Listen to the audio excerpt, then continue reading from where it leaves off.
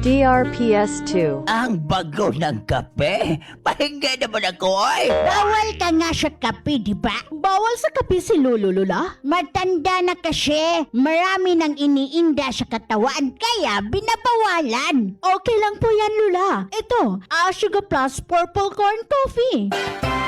Ang kape mo, kape ko. Kape sa lahat na pinagbabawalang magkape. Ito, ang Ashigo Plus Purple Corn Coffee. Ang kape na nakakagaling ng mga karamdaman. Dahil ang DRPS2. Ashigo Plus Purple Corn Coffee may kasamang mangustin, malunggay, goyabano, ashitaba, barley grass, spirulina, ampalaya, at chia seeds. Ang galing naman! Magaling talaga at napakasarap ng Ashigo Plus Purple Corn Coffee. Melisan mo, Apo. Timplahan mo na ako ng Ashigo Plus Purple Corn Coffee. Isama mo na rin ako, Apo. Ashigo Plus Purple Corn Coffee. Mabibili sa mga grocery stores, authorized dealers and outlets at sa himpilang ito.